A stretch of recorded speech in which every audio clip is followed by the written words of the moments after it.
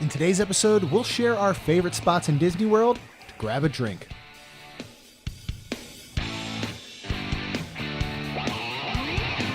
I only hope that we never lose sight of one thing, that it was all started by a mouse. You are listening to the Main Street Magic Podcast with your hosts, Jeremy Stein and John Marone. Hello and welcome to another episode of Main Street Magic. I am your host, Jeremy Stein, and I am joined by my co-host, John Marone. Hello. In today's episode, we are sharing our favorite Disney World bars and lounges. Please visit us on the web at mainstmagic.com, as well as like us on Facebook and follow us on Twitter at mainstmagic. So, John, we've got a little list, each of us here, on our favorite spots to grab a drink, maybe a bite to eat or an appetizer.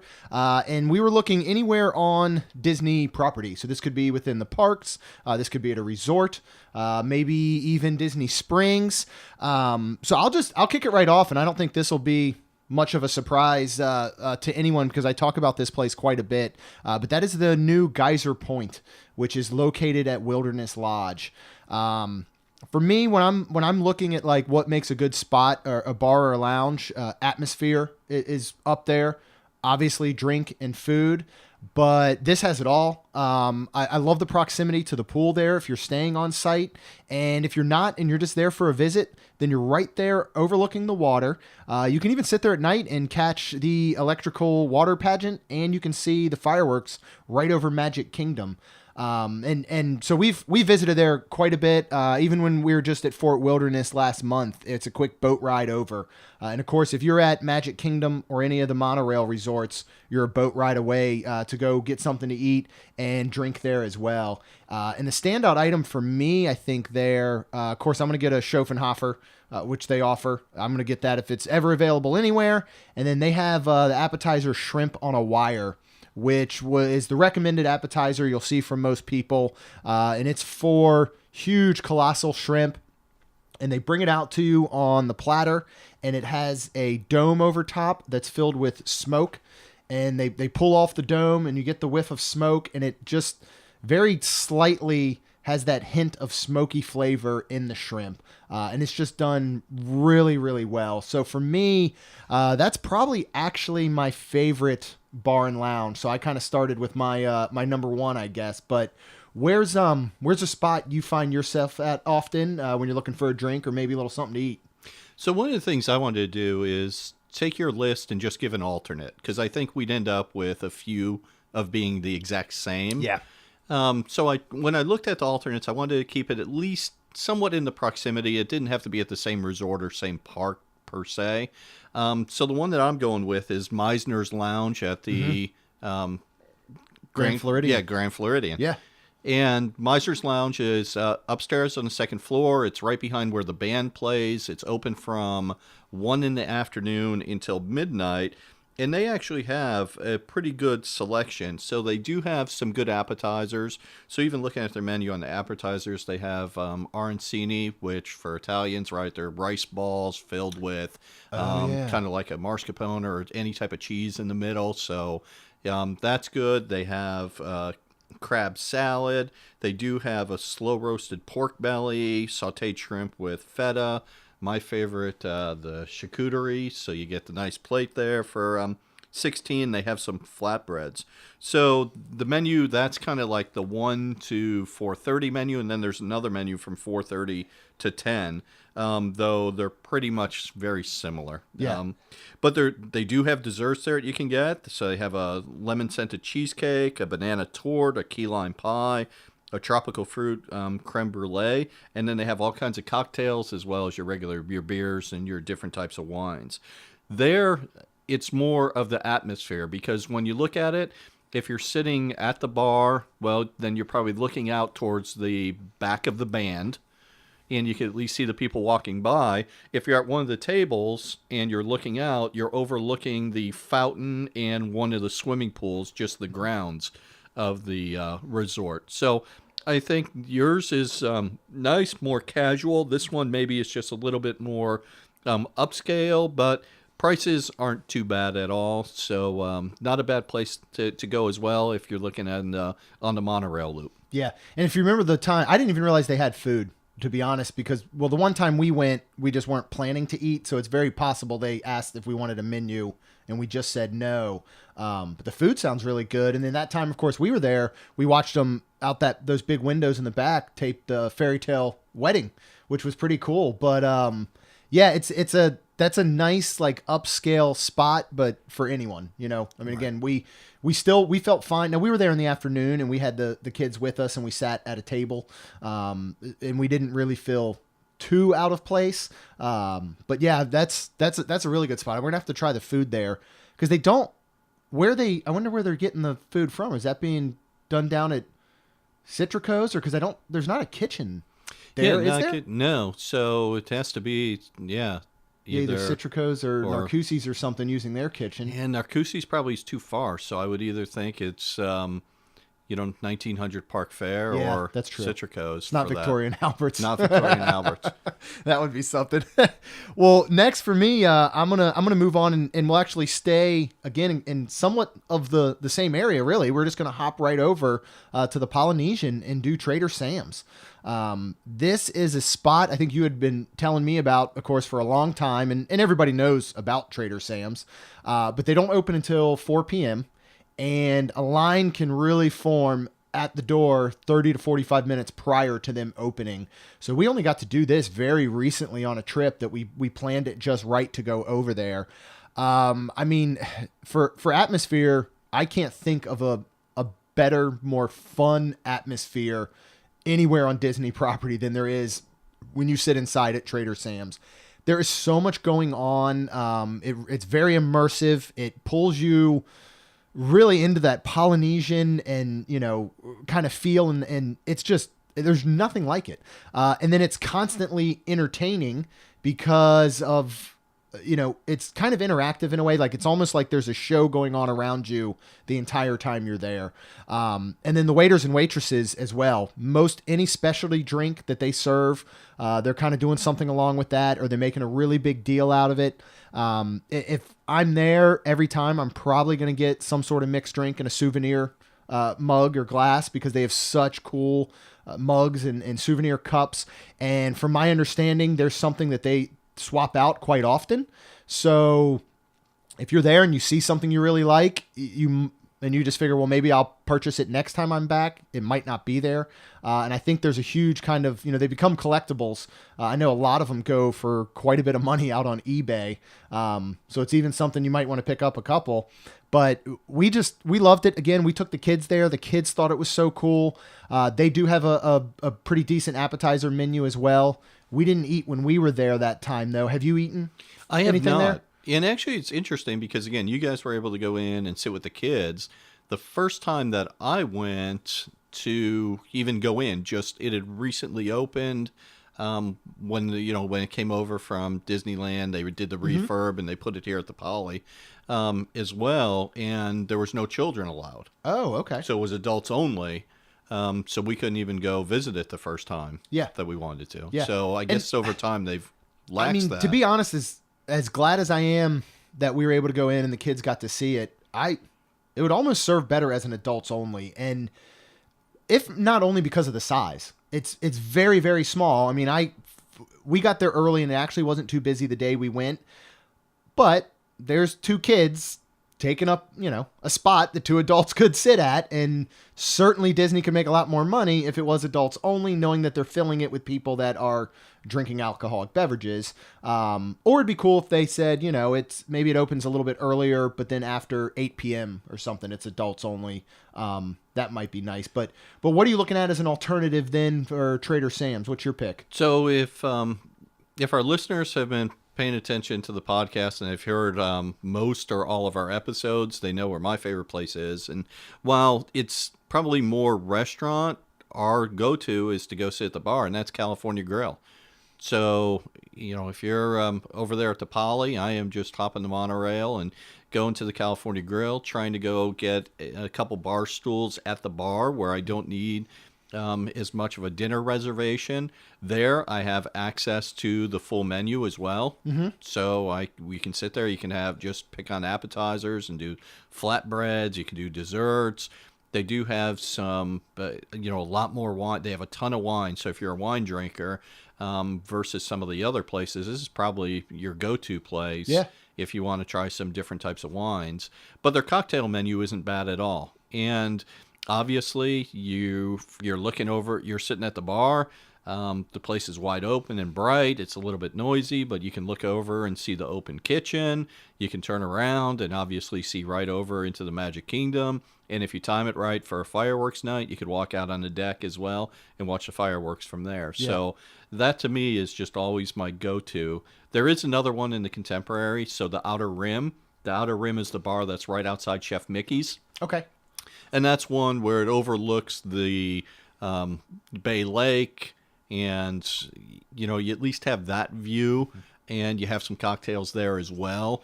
Most people, I think, they find out about that one just because of how many people go to Chef Mickey's, right? Or you're hitting that fourth floor, and it's, there's a bar there. I think less people pay attention to the bar at the California Grill because they're thinking dinner, I need reservations, whatever. Mm-hmm. And oftentimes you just head to that desk up there on the second floor and say that you just like to go sit at the bar. And as long as there's seating, they'll take you on up and go ahead and do that. So for me, I'm just kind of matching up with yours, but that's going to be my number one. So if you're if there's going to be 8 p.m. fireworks, what time do you think you should get over there to make sure that you end up having a good spot? Or do you have to make sure that you've ordered something to even get in there and then possibly head out on the deck to watch the fireworks? Or what's that process, I guess? Could you literally just go in and just watch fireworks and possibly never order anything? So not as much anymore. So it used to be, that deck used to be wide open.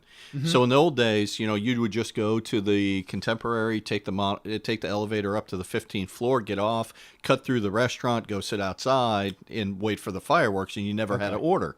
And we had done that many a time. And then they started closing that off a little bit, and then it was just as simple. If you can get on the monorail, just get off on whatever floor, right? Mm-hmm. Get off on 10, get off on 12. And if you walk to the end of the hall, there's an outside staircase.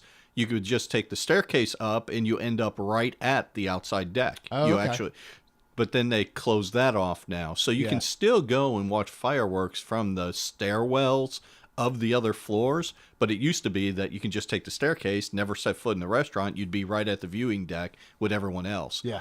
Now that they're controlling it, that they've moved the check-in desk to the second floor, they have the dedicated elevator for it.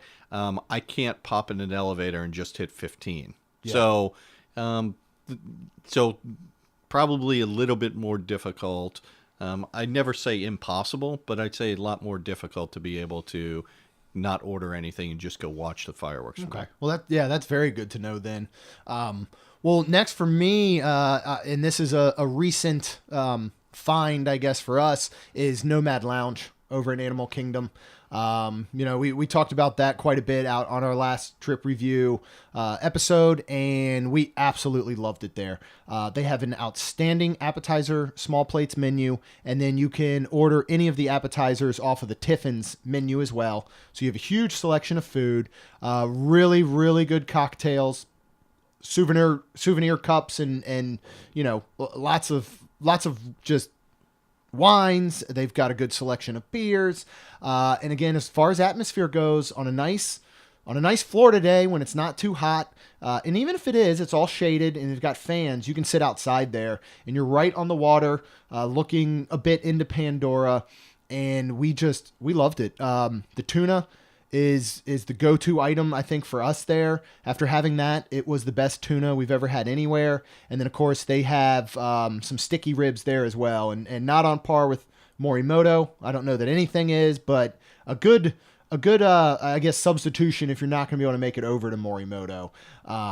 So where would your most similar place be as far as like a Nomad Lounge type? So here, if I stay in Animal Kingdom, I'm just going to go to the Dawa Bar, which is right there behind Tusker House. Yep. And that's open from 10 to 9. At least it is today. But whatever the park hours are, that's what it's going to be open.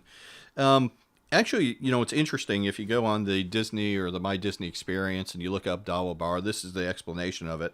Sip on South African wines in the heart of Harambe Village at this bamboo bar by Tusker House.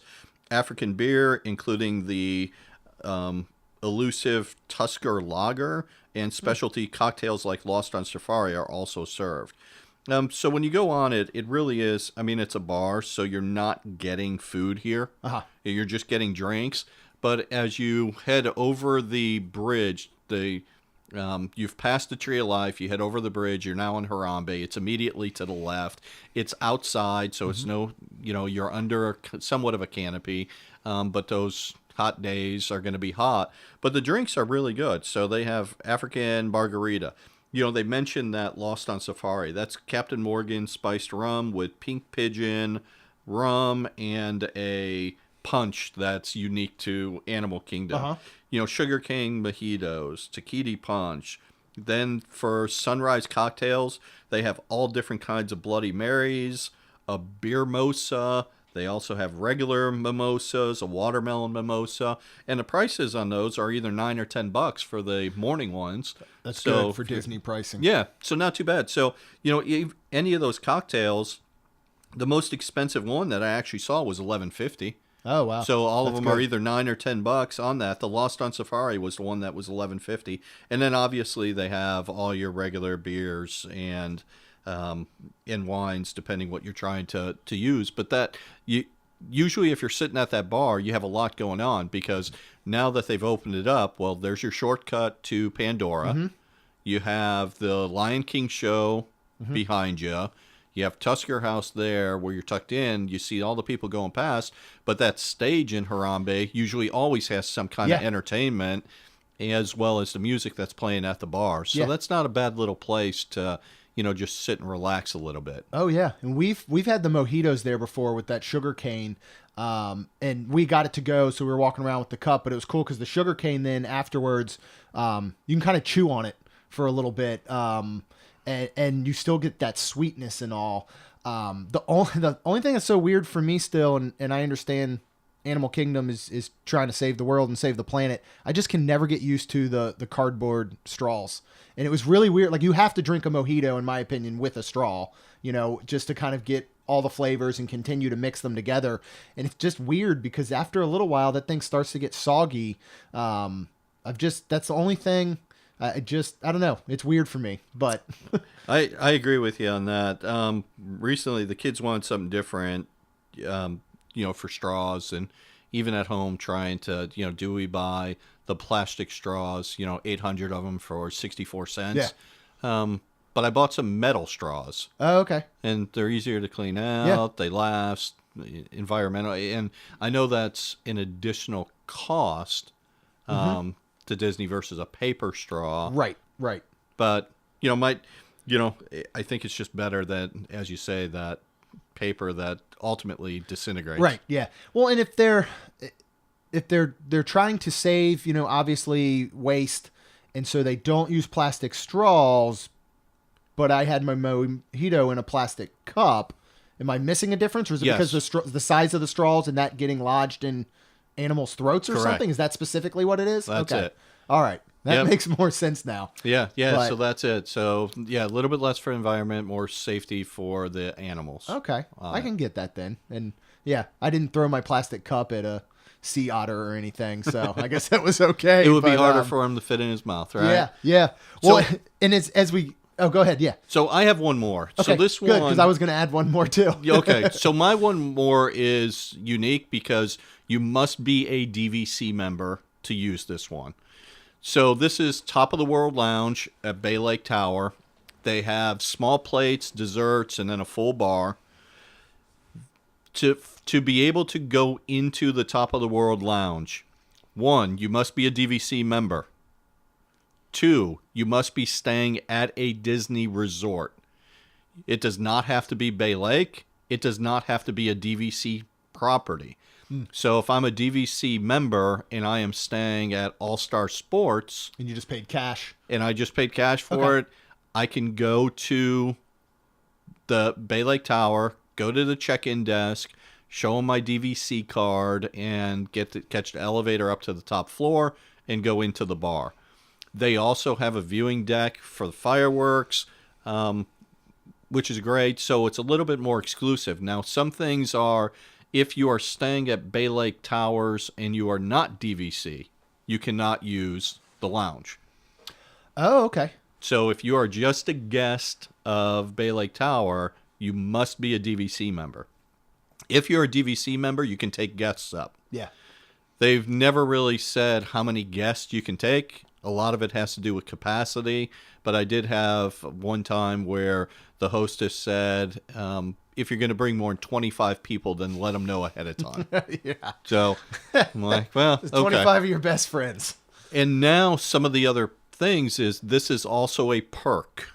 So if you are a person that buys your DVC points resale, there is no guarantee that you're going to be able to use this lounge going forward. Yeah. Once they make the new change of what perks are allowed and not. Yeah. So this is, another way to get Disney is for you to buy at least your 75 points through them. Whatever you do beyond that, that's fine. So if you're grandfathered in, you're good. But if you're staying off site, you can't use it. Any Disney resort you can. And usually, other than, it's Christmas, it's New Year's Eve, stuff like that, it's pretty easy to get into. Yeah. A little bit more difficult sometimes to get one of the premium tables. But if so, just get there early. Yeah. Because to me, the food and the drinks are worth it.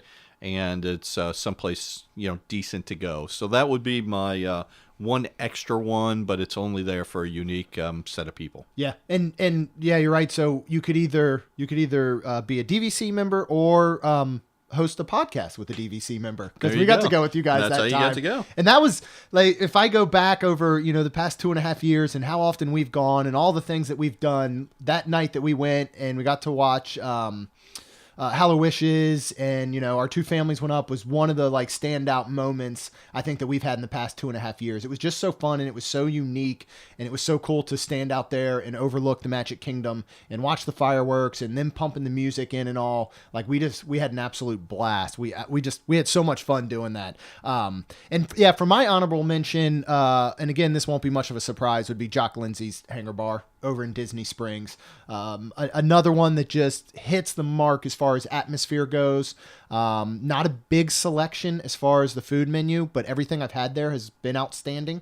And then of course you've got drinks. They're doing drinks well. And that's where I got my Schopenhauer in a bottle, which was cool because I had not seen them in bottles. I had just seen them in the big, cans or on draft, like over in Germany. So really, really enjoy that place. It's a great spot to catch an appetizer, drink, maybe before you head over for a reservation at one of the great spots there at Disney Springs. But so anything else you want to add?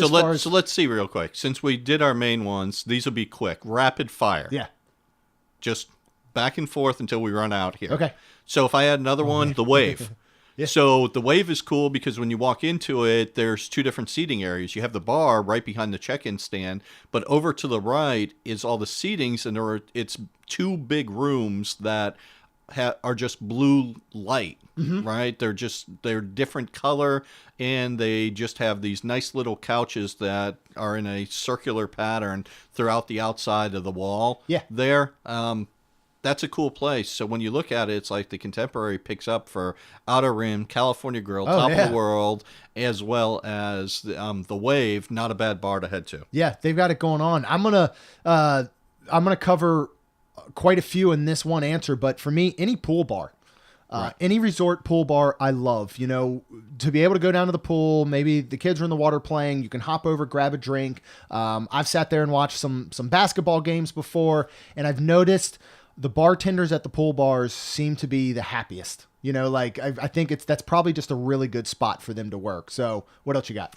So Victoria Falls, Animal Kingdom Lodge. So if you're in Animal Kingdom Lodge, this bar is one level above Boma and Jico. So it kind of it's kind of a level, I guess it's a level down from the lobby, but a level up from the restaurants. Okay, I don't think we ever Not a went big there. bar, but if you were in the lobby and heading down to Boma, and you hit the staircase.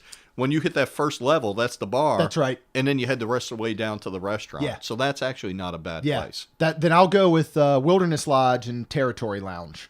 Really enjoyed there. Good food, good drinks, cool atmosphere, and just fits in, of course, with all that theming perfectly. Polynesian, right outside Ohana. Okay. So you have the bar right there. They'll also, you can now get the bread pudding at the bar as well without eating at Ohana. Oh, nice. Besides your drinks. That's good to know. This one may come as a surprise to you, but after I was there the other night, Abracadabra. I sat at the bar, and I don't know if it just happened to be the bartenders that were working or this is kind of their thing, and we didn't pick up on it the night we were there. They were just fun. Like, they were sarcastic. A guy came in, an older guy came in and said, why is this not Flying Fish Cafe anymore? Like, and they didn't know what to say, and they just started like I don't know, like ragging on him. Just, it was so hilarious. And they were like, well, this is a new place. If you want flying fish, go next door. And he's like, well, I really enjoyed when it was that. And the bartender was like, okay, Mr. Cafe, like, you know what you're talking. Like, it was so funny. And they didn't care what they said. Like, I wouldn't have wanted, obviously I was sitting at the bar, so I wouldn't have had the kids anyway, but the way they talked, you probably didn't want children to overhear, but it was like sitting almost at a local bar where you knew the bartenders immediately. Like, they just had fun. So I really enjoyed it. And their craft beer selection there is very good. Interesting, because unless I'm wrong, I don't remember that place being Flying Fish. That was a little counter that you can pick up candy and sweets and stuff. That sat right between Flying Fish and whatever incarnation the restaurant next to it is. Yeah. Whether now it's Italian, it was Catcora, it was something else before that, but that was something else. I don't remember that. Well, then they were definitely right that this guy didn't know what he was talking about, because he left it and he walked out, and they were like, bye, Mr. Cafe, and then they were looking it up on their phone. And they seemed very confused about what he was talking about. So that makes perfect sense. Yeah, well, I guess I'm confused as well. So you did that one. Yep. Me, I'm going to go Morimoto. Yeah. If you could sit at the bar, because you could obviously order food. But if my wife's with me, we're going to sit at the bar and she's going to order a White Lily. So if you've never been there and had one of those, it's their specialty drink. And it's nice, especially for the ladies. Yeah. And you do get your little lily flower floating on top of it. Very pretty drink. It is a pretty drink, and it is not the cheapest, and apparently they go down pretty easily. Yeah. So, yeah. At least your table's in Wonderland, you save 20% on that drink. Yes. Good deal there. I have not been here, but I'm going to list it anyway, and because I really want to go. I think Ron and I are going to go in. We didn't want to go in with the kids, but we're going to go in for our anniversary in April, which is Tutto Gusto. Over in Epcot in Italy. I've not even stepped foot in. We kind of glanced inside a little bit as we walked past the door, but I've heard nothing but good things about that place. So I'm going to say, and we haven't done it, but I'm going to say any of the bars at the Edison after 10 o'clock. Yeah. Oh, yeah. So that's the thing that's on our list to try. And, to put a slash there, let's not forget Wine Bar George is going to be opening there this year as well. That'll be very good. Which be another little place. Yeah. Another one we haven't been to, and I know we have not heard good reviews about the overall food, but apparently STK has a ridiculous happy hour. They've got apps at like $5 or something, and their drink prices are supposed to be very, very good. And I'm pretty sure that bar opens with big windows kind of to the outside. So it's almost like it's inside, but I think all those windows or sliders open, and you have a pretty good view outside and everybody walking through Disney Springs. So I think we'll have to check out the happy hour there one time. Port Orleans with Yeehaw Bob. Oh, yeah. Was that Rooster? Yeah. Something Roost? River Roost? The River Roost Lounge. Yep. Yeah. That's a good one. Yep. So there's another one. Well, then guess what I'm going to say next? Well, yeah. Okay. Jelly rolls. There you go. All right, jelly you a rolls. long time is to the get to spot. that I know. Because I guess I think of that more as a place for entertainment, not necessarily drinks. I mean, I think I had Bud Light when I was there, so obviously I wasn't looking at a drink menu. But I don't know what they had as far as drink. Do they have a pretty good drink menu? I was doing Red Bull and vodka. Okay. So I know they had, I mean, to me, and they had some other stuff listed. Yeah. As far as some specialty drinks and that, so not a bad one. Yeah. Okay. It's getting harder now.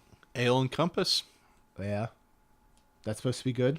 Yep. So there you can either go further into it. So the outside is, I say the outside, but the first room you walk into from the lobby is kind of the bar with some tables, and then you walk further in, and that's actually the dining room part of it. Yeah.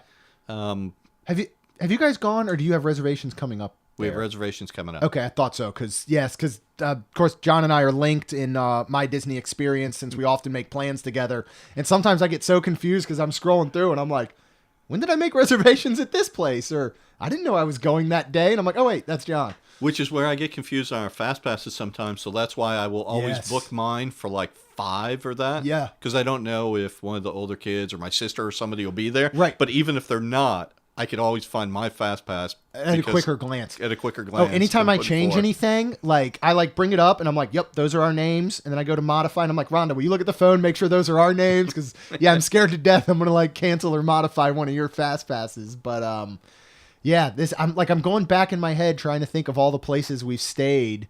Caribbean Beach was in such disarray. I don't remember what No, they had a good outdoor bar prior to all the construction. They've torn it down now. They're going to have a better one. But I do remember they had a good outdoor, slightly covered bar when we went there a couple years ago. We enjoyed that one.